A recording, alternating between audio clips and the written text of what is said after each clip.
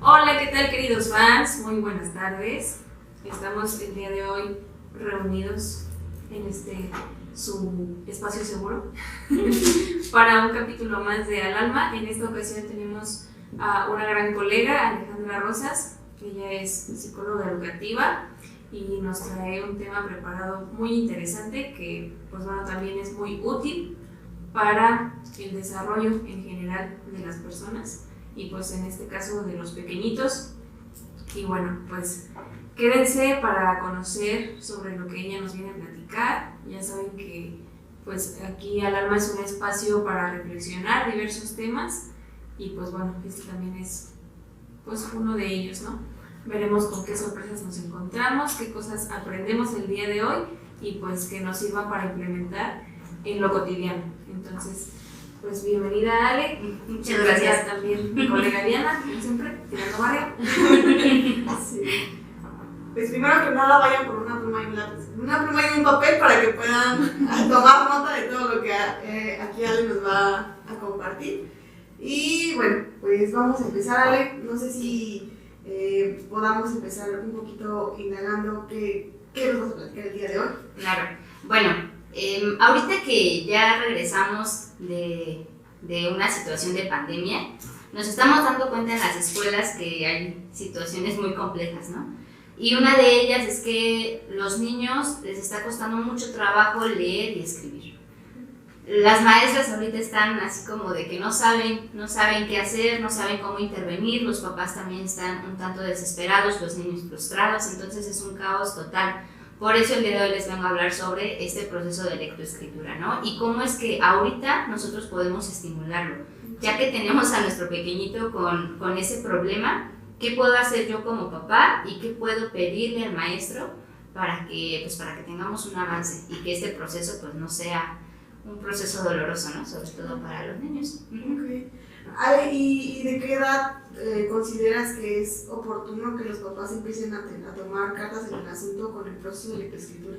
Claro, es una pregunta muy importante porque, bueno, lo vamos a poner en contexto. Generalmente en el preescolar los papás están un tanto motivados, ¿no? Para que el niño empiece a escribir. Entonces, el niño escribe su nombre y la maestra pues se enorgullece, ¿no? Porque dice, ya escribe su nombre. Y si el nombre, bueno, tal vez no es el nombre del niño, y si escribe mamá o papá, uy, no, los papás están pues que no caben de la alegría. ¿Qué pasa aquí? Estamos adelantando procesos. Entonces, es muy importante que tengamos en cuenta eso. En toda la etapa de preescolar, los niños no tendrían por qué estar aprendiendo a leer y escribir. Esto porque se están adelantando. ¿Qué necesitamos en esta etapa de preescolar? Que los niños empiecen a desarrollar ciertas habilidades, por ejemplo, de maduración física, de que jueguen, que brinquen, etc. ¿Por qué les comento esto? Tenemos varias leyes como de maduración, ¿no? En donde nos regimos los psicólogos. Por ejemplo, un niño siempre va a madurar de la cabeza hacia los pies. O sea, por ejemplo, vemos a un bebé, ¿qué es lo que primero controla? La cabeza, ¿no? Entonces, ese es el primer factor. Tiene que controlar cabeza, después el tronco, después la cadera, los pies y al final empiezan a caminar. Entonces, esa es una ley de maduración. También empiezan a madurar del centro hacia afuera. ¿Qué quiere decir? Empiezan a madurar lo que es el control de los hombros, de los codos, de las muñecas, de las manos, de los dedos. Entonces, si nosotros nos estamos brincando esos procesos que son naturales, obviamente estamos coartando ese desarrollo del niño, ¿no? Entonces, por ejemplo, a un niño que en preescolar se le pone ya a hacer con lápiz, a hacer caligrafía, cuando el niño al correr va y se choca con su compañero y no controla su cuerpo, pues ahí estamos mal, ¿no? Estamos adelantando ese proceso. Entonces, eso es lo que tenemos que trabajar primero en etapas anteriores a lo que es ahora sí ya la lectoescritura, y eso se trabaja en preescolar. Si se dan cuenta, las maestras de preescolar es cantar, jugar, brincar, que sepan arriba, abajo, izquierda, derecha, etc. Entonces, eso es importante, ¿no? Que no se apresuren los papás y no por estar orgullosos o por decir, mi hijo ya está escribiendo y nos sentimos de, no, está inteligente tu hijo, ¿no? Y hay niños que en el escuela leen, o sea, Sí. que a fuerzas les meten como esa, no sé, como incluso el impuesto de tienes que leer y que aprende a leer quién es su mamá, quién es su papá, cosas cortas, pero que igual es como muy impositivo y pues, Claro, y aquí también tendremos que preguntarnos, o sea, ¿por qué quisiéramos nosotros adelantar ese proceso, son? O sea, ¿por qué quieres que tu hijo aprenda rápido? ¿Por qué quieres que ya salga e inicie la primaria? Y hasta te sientes mucho, ¿no? De decir a los otros papás, mi hijo ya sabe leer. La cuestión es que no digo que no suceda, o sea, como dices, hay muchos niños que ya lo hacen, pero ¿a qué nos arriesgamos? Pues a que, por ejemplo, hay niños que no maduraron esta coordinación en cuanto a su cuerpo y ya después, no sé, por ejemplo, hay niños que incluso ni siquiera saben agarrar bien el lápiz. Y eso es súper importante, como yo les decía, esta maduración que va del centro hacia afuera. Por ejemplo, un niño al inicio cuando agarra el lápiz lo hace así, ¿no? O sea, como así, tomándolo así. La cuestión es que tiene que haber esa transición para que bajen los dedos. Y cuando nosotros apresuramos ese momento, entonces hay niños que agarran el lápiz así, como si estuvieran así haciendo una señal. Hay otros que, no sé, lo agarran muy mal. Y llega un momento, posteriormente, que el niño ya no puede escribir bien, se cansa y ya no quiere. ¿Por qué? Porque tomó mal el lápiz. Y es bien curioso, acaba de llegar un caso de un pequeñito muy frustrado porque decía que la maestra siempre le ponía recados, ¿no? Y el niño así como de, ya, cansadísimo de los recados, la mamá pues también, ¿no? Es de esperarse. Y con un ejercicio que le puse para poder tomar bien el lápiz, bueno, se los adelanto con un pedacito de gis para que solamente agarre esto, porque cuando es todo el lápiz, como que no sabes ni cómo, ¿no? Pero si está chiquito, sale, lo sabes agarrar así de tres. Y haciendo ese tipo de ejercicios, el niño ya pudo lograr agarrar mejor el lápiz y ya no le duele como esta parte de aquí y puede ahora sí copiarlo más rápido. Pues con esos pequeños detallitos que decimos, bueno, era solo agarrar el lápiz, ¿no? Pero hay un cambio muy importante. Yo pensaba como en esta aceleración que tú dices como, ay, es que es bien curioso el observar también que las infancias están yendo muy rápido, no solo por la cuestión social, tecnológica, sino también por esas cuestiones como de las demandas de los papás. ¿No? Y eso que decías, pues es que se frustran cuando el niño no aprende a leer a los 3 años, cuando no se sabe las vocales. Y dices, bueno, ahora que tú no lo mencionas, es como de, caray, ¿tendría que saberlo a esa edad? Pues no, tendría que estar haciendo otras cosas que precisamente le posibiliten que más adelante pues lo pueda hacer de una manera adecuada, Claro. sin dolor. Claro, e incluso fíjate, tú decías que efectivamente los niños ahorita, si tú les das un celular, ellos saben entrar a videos, saben pausarlos, saben regresarlos, saben cambiarlo. Pero si yo pongo a correr a ese niño, no sé si sabe sus dimensiones, ¿no? Y que son cosas naturales que tendrían ellos que saber. Y es muy curioso porque decimos, bueno, necesitamos estimulación. Y no necesitamos el gran material, o sea, no es como que tengamos que tener objetos muy específicos, que sea muy caro hacerlo, o sea, no. En realidad son con cosas muy, muy sencillas como llevarlo al parque, como que pueda subir la resbaladilla y el poder controlar su fuerza para no irse, ¿no? De cara, sino que él pueda ir, pues sí, desacelerando o marcando esta fuerza, que puedan colgarse, que puedan, incluso el hecho de jugar encantados. Si yo te digo encantado, no es que me siga corriendo, ¿no? Sino que yo estoy controlando mi cuerpo. La cuestión es que necesitamos como papás involucrarnos en esos juegos, que a veces decimos, bueno, tengo mucho trabajo, toma el celular, ¿no? Pero es importante que nosotros nos involucremos y nos demos ese espacio para desarrollar estas habilidades que, pues como les decía, son naturales en los niños. Y no solo eso, fíjense, es muy curioso, hay un método que se llama Montessori que es muy, muy sonado, y este surgió con algunas actividades que pueden hacer en casa. Por ejemplo, ¿qué se les ocurre a ustedes que en casa les ponen a hacer a los niños para desarrollar coordinación? No sé, coordinar una mano con otra. ¿Cómo que se les ocurriría? Yo no sé, como los espejos, ¿no? Como ponerte tú enfrente de él y así. O con esa mano que tocas el pie del otro lado. Así. O que el otro día nos hizo la serie de esta así y la otra así, ¿no? Eso me costó mucho. Yo no lo pude hacer correctamente. Claro está. Me obligaron a madurar. No sé, a lo mejor se me ocurren como cuestiones de.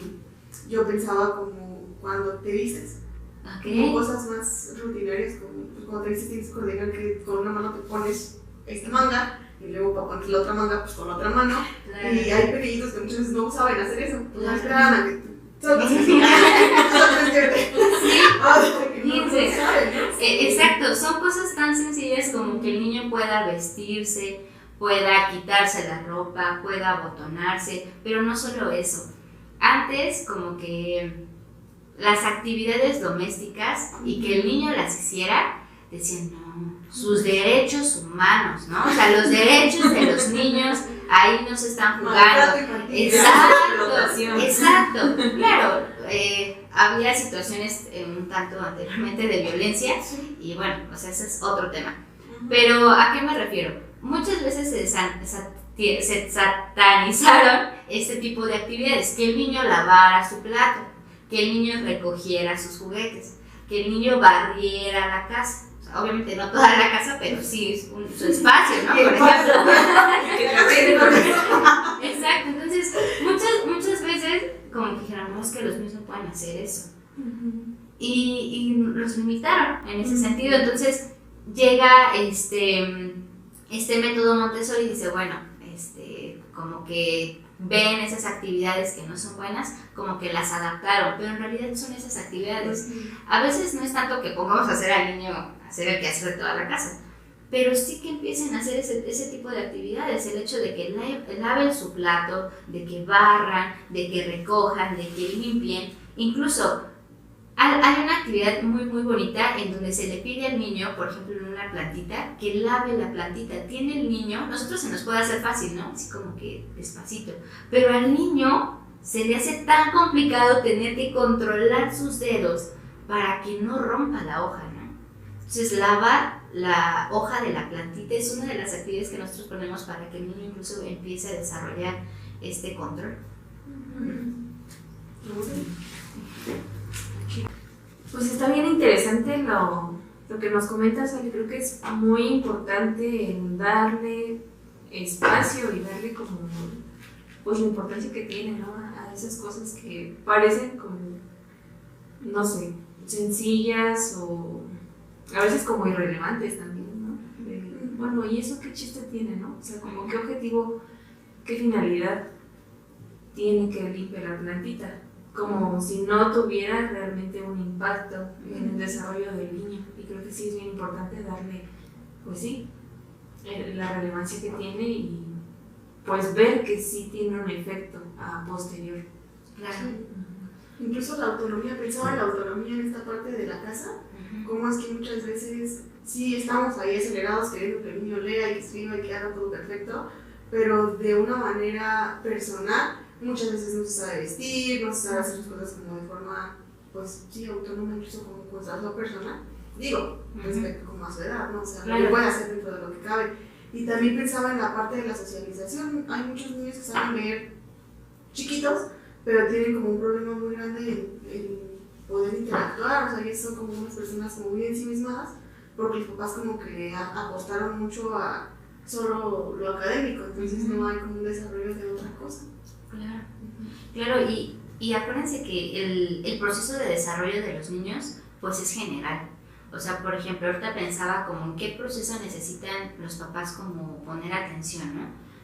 Acuérdense que un niño que no habla bien, pues no va a poder tener un proceso de lectoescritura pues convencional, porque si el niño, no sé, en lugar de decir ratón, dice atón, pues no va a escuchar la R y no lo va a escribir. Entonces, incluso desde eso necesitamos poner atención en cómo están en su lenguaje, cómo están en su, como estas habilidades motoras, gruesas, finas, etc. O sea, necesitamos poner mucha atención en eso. Y en cuanto a la socialización, pues es súper importante. O sea, estamos inmersos en una sociedad. Al final vamos a tener que trabajar con personas, ¿no? En como lo vean, o sea, en equipos de trabajo, en familia.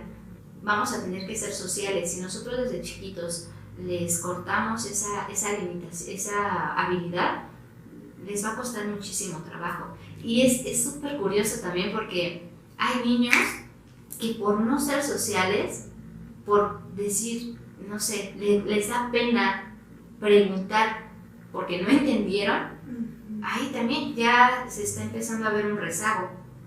Y en cuanto a estos niños los metemos a un ámbito ya por ejemplo, de juegos con otros niños, donde empiezan a convivir, empiezan a tomar esa fortaleza para tener esta participación en la escuela. Y yo ahí les preguntaría a los papás, ¿no? O sea, hay dos palabras diferentes que es educación y formación. ¿Cómo qué se les ocurre que va a cada una? A veces decimos, es igual, pero no. ¿Cómo que les suena que sea educación y formación? Sí. Es que parecen como sinónimos. Ajá, exacto. Ay, no sé. Lo que se me ocurre Sí. es pensar uno como en una cuestión académica y una cuestión como, no sabría si llamarla como Sí, interpersonal, como Exacto. eso, ¿no? O sea, esa diferencia se me ocurre nada más. Claro, fíjense, la formación tiene que ver con este desarrollo académico, ¿no? O sea, que hay personas que van preescolar, primaria, secundaria, preparatoria, universidad y puede haber mucho más títulos, ¿no? La educación es con el ser y la formación tiene que ver más con esto académico. Hay personas que en lo académico pues están súper acá, ¿no? Pero en el ser son personas que pues lastiman a la gente, que ven más por sus intereses, no hay sinceridad, ¿no? O sea, decimos, bueno, ¿cómo está eso? Y hay personas que en la formación pues están hasta acá abajo, pero como ser son personas muy, pues muy amables, muy atentas, respetuosas, donde se están viendo, pues sí, el ser de la persona. Y ahí como papás, entonces, ¿qué priorizamos? ¿No? ¿Qué te interesa que tu hijo desarrolle? ¿Una habilidad como persona, que sea una buena persona? ¿O un profesionista sin corazón? ¿No? Podría ser. Sí. Échale. En la mañana estaba escuchando un podcast sobre Donald Trump. Y entonces hacen un rastreo desde la familia de su papá, de la educación que tuvo y de luego cómo él educa pues a Donald y a su hermano. Y es bien curioso porque era una cuestión de competencia, ¿sabes? Si no ganas, no sirves. Y pues eso permeó hasta llevar al alcoholismo al hermano de Trump y murió siendo alcohólico por una cuestión de desaire del padre y del hermano. Y luego como él, pues sí, replica lo mismo a su familia, ¿no? Como, o sea, ser el número uno, ganar a huevo, buscar la manera de siempre estar en ese lugar y a toda costa, aunque no tengas las posibilidades y aunque las circunstancias no te favorezcan, buscas ganar. ¿Y qué es ganar? Y no sé, como que ahorita lo asocié así como de, pues sí, ¿a qué se le da más peso? Y cómo eso sí tiene un impacto. O sea, porque bueno, son como esas cuestiones hereditarias, ¿no? En la cuestión de la familia. Claro. Y peor tantito es la que no llegó nada a su familia, sino una nación. Sí. Imagínate. Sí. Eso estaría bien. Sí. No, incluso lo pensaba ahorita, trabajo yo luego con muchos papás que le heredan pues estas ideas a sus hijos, ¿no? Por ejemplo, es que yo no pude, tú lo tienes que hacer, y ponen más presión. Entonces ahí como papás hay que ver, a ver, ¿eso es de mi hijo? O sea, ¿en realidad le está costando a mi hijo? ¿O yo estoy haciendo mucha presión y quiero algo que yo no pude hacer? Y qué pesado para los niños, porque en lugar de ir a la escuela a disfrutar, a aprender, porque en realidad es eso, es aprender y que te dé gusto saber algo nuevo, que estés con tus compañeros, que estén con juegos, con risas, con la maestra, que, o sea, no sé, puede ser un ambiente completamente diferente a decir, es que tengo que sacar 10, y que yo fui maestra y tenía algunos niños que decían, es que sacaste 8, o sea, vas bien, ¿no? O sea, dime, ¿qué no entendiste? Y te lo explico nuevamente para que lo sepas. Y era de ponerse a llorar, porque dicen, es que mi papá y mi mamá no quieren un 8, mis papás quieren un 10. Y entonces ahí hay que ver como papás qué estamos pidiendo a los hijos y por qué le estoy pidiendo tanto. Porque incluso ahí tenemos esta parte psicológica, ¿no? Estoy pidiendo a un hijo y es mi idea de hijo, pero en realidad tengo a este hijo que le cuesta trabajo leer y escribir y yo quería al niño perfecto. La cuestión es que no existe. Y lo único que hacemos con este niño, imagínense, o sea, la cuarta de primaria, preescolar, ¿cómo verlos tan presionados, no? ¿Y qué va a haber en un futuro para esos niños? Sí. Y Ale, por ejemplo, que nos puedes platicar de cómo se trabaja este problema de la lectoescritura, es decir, lo trabajas como con el niño directamente, también hay una parte como los papás que se involucra o ellos nunca los requieres, o cómo lo manejas. Sí, cuando vienen así niños con problemas de lectoescritura, primero se hacen entrevistas con los papás, se hace todo este sondeo, ¿no? De evaluación y demás. Se trabaja con el niño desde el nivel de donde vemos, como yo les decía, hay niños grandotes, así les prometo, niños más altos que yo, pero que no saben brincar la cuerda, pero que no saben brincar un avión. Y entonces ahí decimos, bueno, necesitan esa maduración y empezamos con esa maduración. El trabajo con los papás es súper importante y es algo que yo les dejo en claro a los papás desde el inicio. No va a servir de nada que traiga aquí al niño todos los días de la semana si en casa no me ayuda, porque aquí está 1 hora, pero en casa está todo el tiempo, ¿no? Entonces los papás se tienen que involucrar y eso ellos lo saben. Si ellos apoyan, el niño va a avanzar. Se trabaja una especie de escuela para padres en el que vemos todas estas situaciones emocionales, psicológicas de los papás e incluso estilos de crianza, y todos estos apoyos que necesitan ellos, incluso sus dudas, porque a veces los papás en serio que están hasta acá también, ¿no? Por el trabajo, por dinero, las notas de la maestra, o sea, todo se les junta. Entonces, ya la poca paciencia que tienen no les alcanza para el hijo. Entonces ahí es donde nosotros podemos apoyarlos en decir, bueno, ¿qué duda tiene, no? ¿Qué es lo que más le cuesta trabajo? Por ejemplo, hay mamás que ahorita con cualquier cosita se prenden y le dicen al niño hasta de lo que se va a morir. Y entonces el niño así como que, ¿con qué ganas llega a la escuela a aprender cuando está advertido, ¿no? Entonces sí, se trabaja en conjunto con los papás para que ellos empiecen a apoyar, incluso establecer hábitos. Ahorita en esta época, los abuelitos son los que están ahí. Hay muchas parejas separadas, entonces los papás trabajan y quienes están a cargo son los abuelitos. Ahí también tenemos que ser conscientes a los abuelitos que no lo puede vestir, ¿no? Que no le puede amarrar la agujeta, que no le puede estar dando de comer en la boca. O a veces como por consentirlo, decirle palabras que no son adecuadas, ¿no? En lugar de zapatos, ¿quieres tus papos? Decir, no, necesita usted apoyarle y si usted quiere ayudar como abuelita, como abuelito, necesita hacer estas actividades y dejar que el niño sea independiente, ¿no? Si no lo dejan, eso sí, el niño va a estar contento, ¿no? O sea, como dijiste, que le pongan la ropa, que le pongan, o sea, todo, que le hagan la tarea, va a dejar que le dejen hacer todo.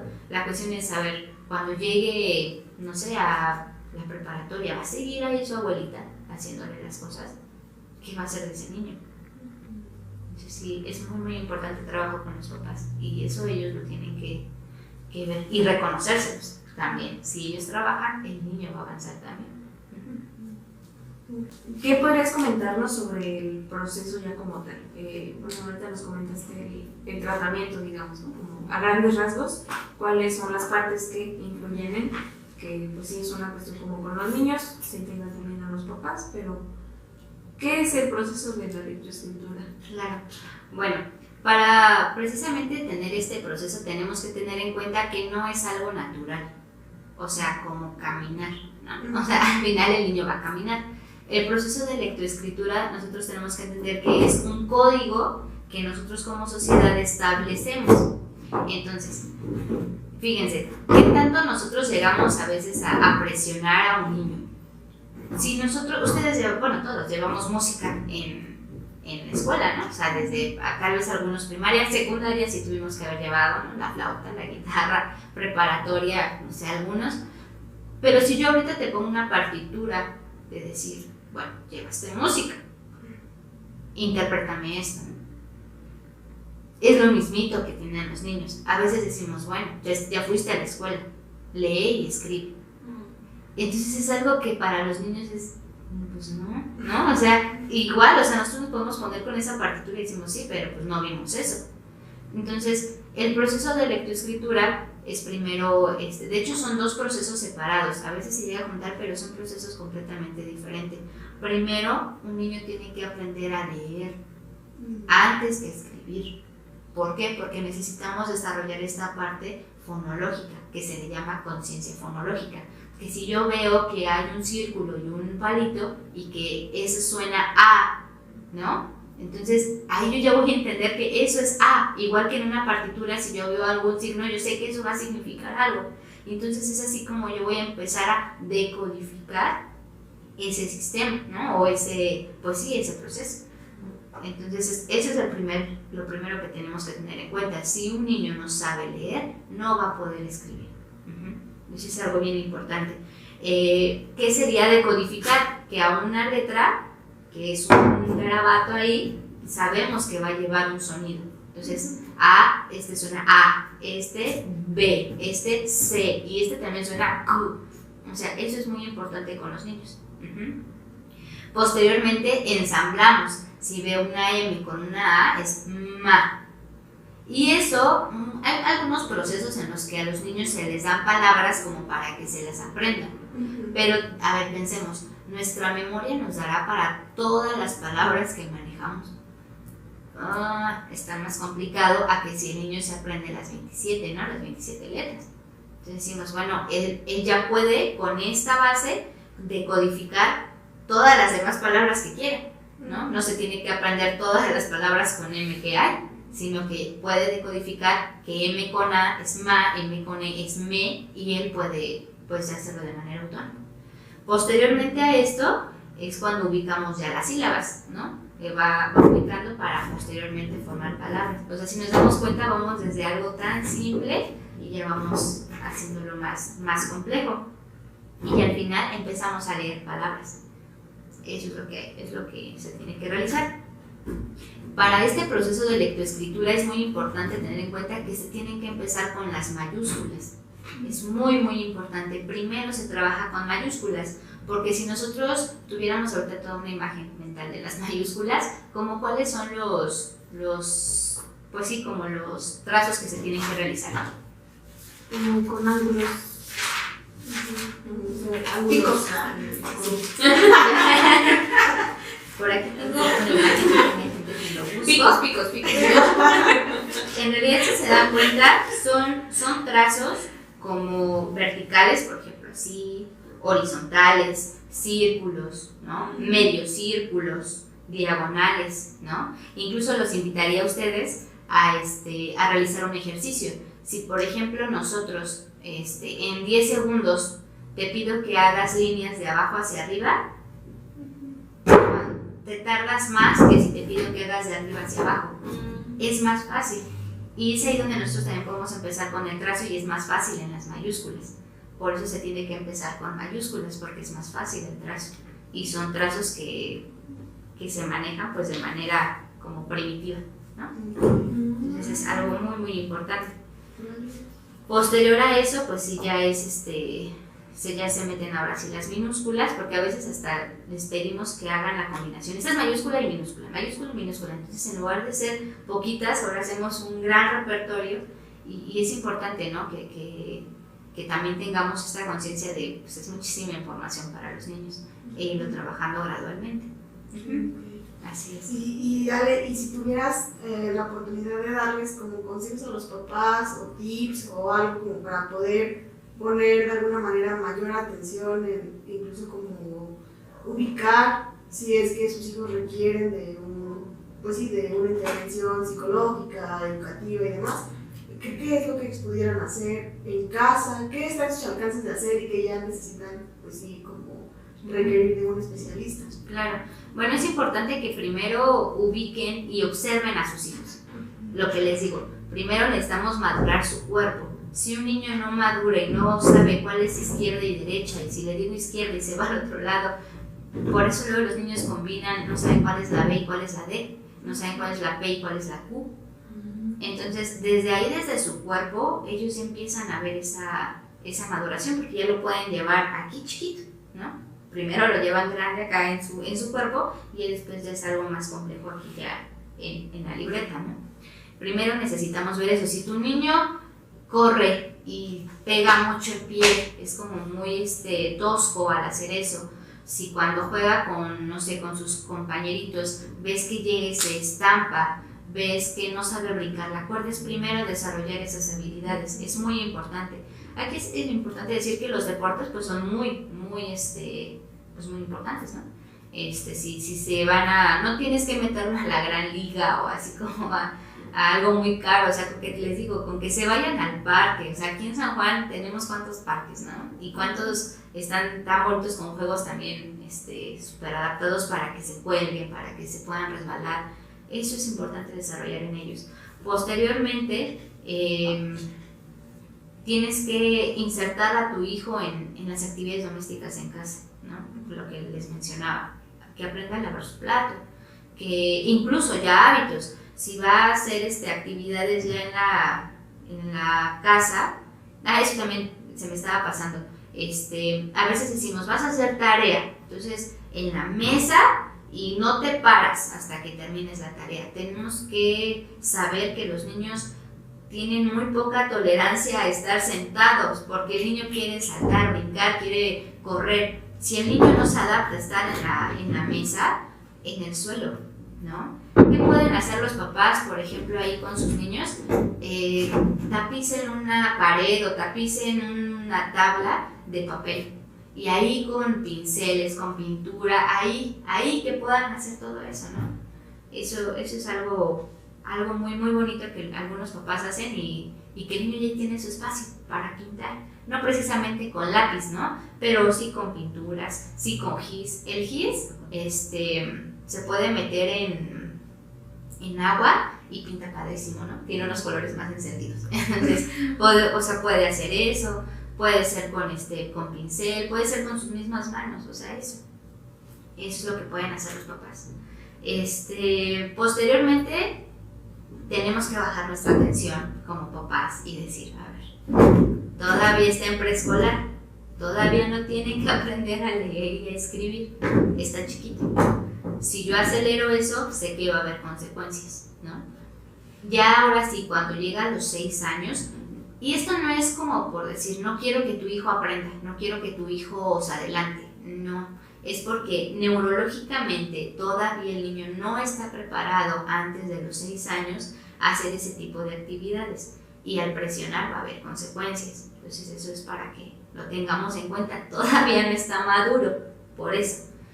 Después de esto, a partir de los 6 años, claro, ya necesitamos empezar en este proceso. Ojo, no quiere decir que digo, bueno, hasta los 6 y entonces toma el celular. No. Necesitamos desarrollar estas habilidades previas, como les mencionaba, ¿no? Todo lo que ya se había dicho antes. Cuando ya entra a la escuela en primaria y veo que el niño no habla bien, es un foco, desde preescolar. Entonces, terapia de lenguaje sí o sí. Ahí como recomendación, háblenle bien a sus hijos, o sea, háblenle bien. no, a veces pensamos que no nos va a entender. A veces decimos, como les mencionaba el ejemplo, ¿no? Papos. Lo mismo le va a costar al niño aprender papos que zapatos, y después para desaprender papos y decir zapatos, imagínense un niño de preparatoria diciendo papos. Pues no. Entonces, hablarles bien desde el principio es muy importante. Eso, como lenguaje. Si ya en la primaria la maestra me está diciendo que no le entiende, que tiene que copiar, el niño no copia, bueno, es importante que primero empecemos, como les mencionaba, con esta parte fonológica, que el niño distinga los sonidos de las letras, y es como va a empezar este proceso. A veces a las maestras se les presiona para que el niño avance, ¿no? Y también es culpa de las maestras, es un sistema que tienen establecido. Pero bueno, si necesitan como ese apoyo de que no le entiendes, si veo que el niño se está frustrando, recuerden que todo aprendizaje puede ser a través del juego. Entonces eso también es manejarlo, no es como de tarea, y a veces está el niño así como la película del Rey León, ¿no? Mufasa, o sea, tarea y es Entonces no, pues en realidad tendría que hacer algo que al niño le emocione, que el niño aprenda, que el niño lo sepa hacer, porque al final es una habilidad social importante que necesita desarrollar. Pero creo que también, bueno, ahí la dificultad hay precisamente como,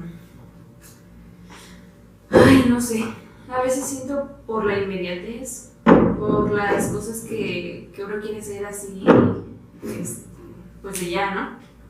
Y no, pues es que si no se va a quedar, si no, ¿cómo va a ser el más burrito de la clase, no? ¿Cómo si tengo tantos recados, no sé, con soluciones así? Y precisamente no da cuenta de que pues hay como digo para todo, ¿no? Y pongo como la situación de que estas cuestiones como lúdicas son importantes y son necesarias, y no porque se juegue quiere decir que no sea provechoso. Y no sé, porque creo que también hay esa visión, es que como si no se aprovechara, pues como si no fuera algo productivo el jugar, ¿no? Y se tiene que centrar no, tienes que hacer tus planas, tienes que leer tantas páginas, tienes que memorizar, ¿no? Incluso como esta cuestión de lo tradicional en el sistema educativo, que va con eso, ¿no? Repetir y las planas, y así como que no tiene pues mucho sentido, porque realmente no se aprende. Claro. Incluso hace poco subimos una imagen en las redes sociales sobre un método. Este método que se llama multisensorial es precisamente eso. Muchas veces decimos solamente con que vea y escuche, pero tenemos otros sentidos con los que posiblemente el niño aprenda más rápido.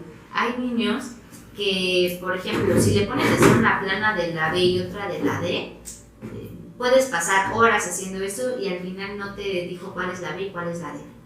Pero puedes ponerle al niño esta espuma de afeitar o así en la mesa y le pones cuál es la B y cuál es la D, y el niño al sentir la textura ya sabe cuál es.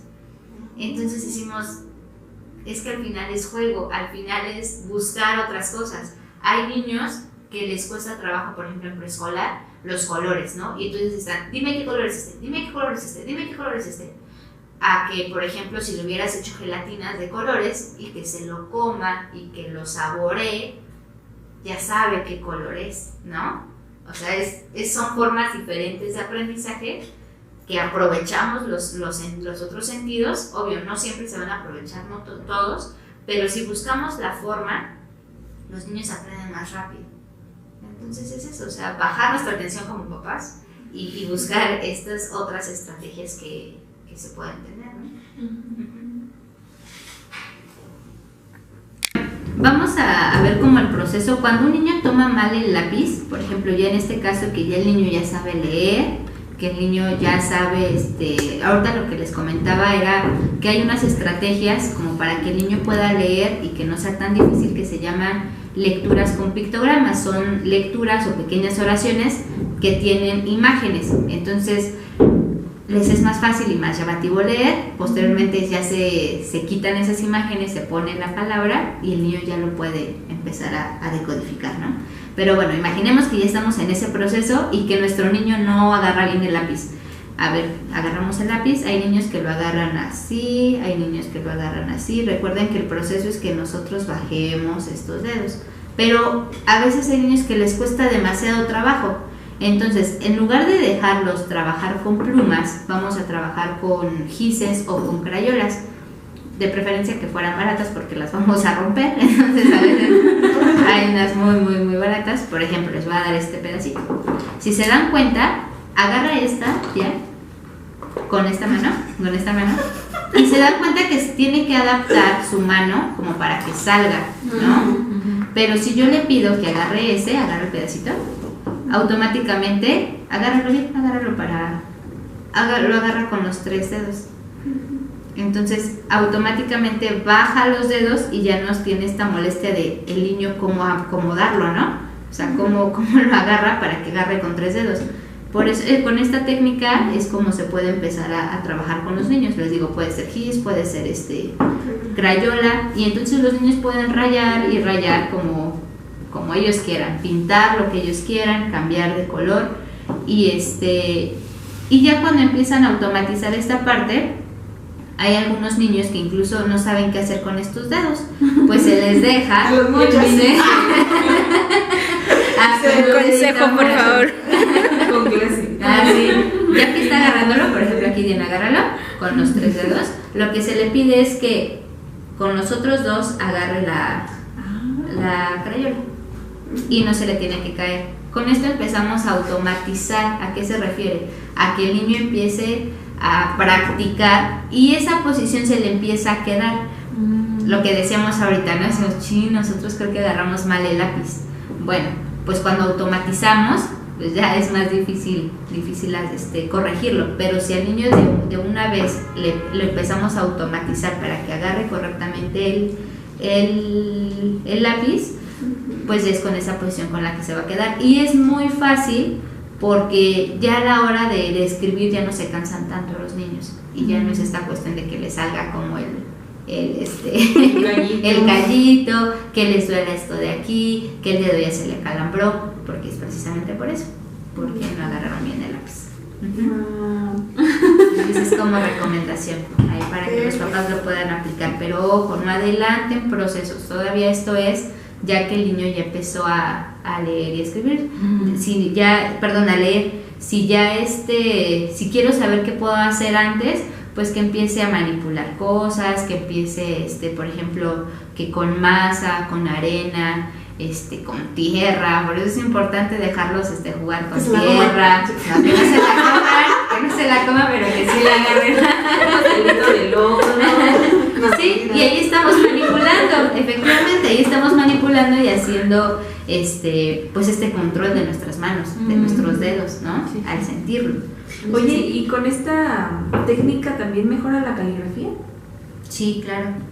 Ay, sí lo voy a aplicar porque es Sí, claro. Parece que también, sobre todo porque a veces al hacer mucha presión en la mano de manera incorrecta, pues a veces no podemos darle bien el trazo, y por eso esto es importante. Recuerden que la maduración es hombros, codos. Hay niños que hacen esto a la hora de escribir, mueven todo el tronco, entonces necesitamos despegar los hombros, o sea, para que puedan empezar a ser independientes, después el codo, la muñeca. Hay niños que no pueden hacer esto, entonces por eso es importante también, sí, ejercicios de caligrafía y sobre todo ya después cuando es coordinación ya con dedos. Wow, qué chido. Sí, quiero regresar al kinder. Pero es eso. Hay niños que no pueden hacer esto y por eso tienen mala caligrafía o agarran mal el lápiz. Por eso también puede ser. Ay, qué chido. Muy bien. Pues bueno, ojalá que les sea de mucha utilidad el tema del día de hoy. Gracias, Ale, por compartirnos tu experiencia. Está muy padre las estrategias que se usan porque pues creo que es algo totalmente distinto a lo tradicional, ¿no? Como a tablazo, dice. Sí, a la cosa como condicionante, sino más lúdica y libre, y creo que eso está bien padre. Y pues sí, aplíquenlo en sus casas. Y si no, vayan con Ale. Así es.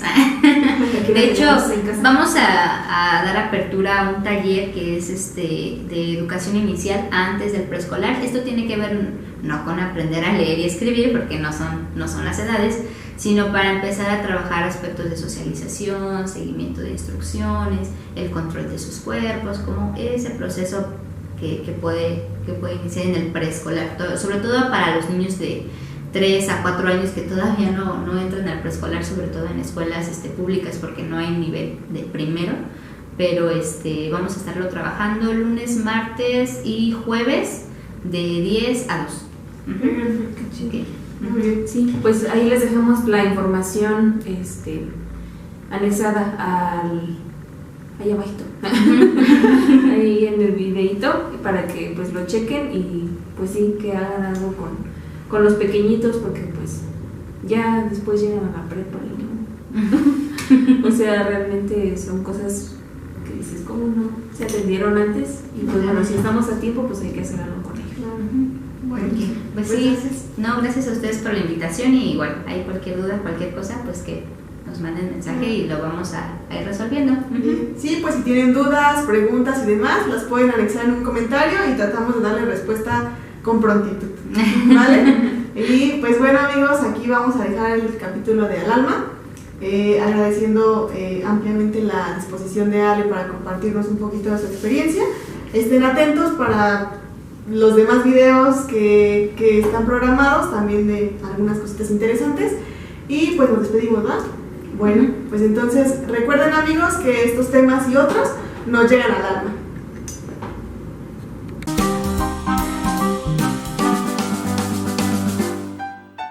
Para que tengan estas estrategias. No, ya no tengo. ¿Por qué no te enojaste? Porque sí está. Ah, ya se hizo un cuaderno para sus actividades. Voy a quitar la No se estén peleando. ¿Listas? Ustedes me dicen.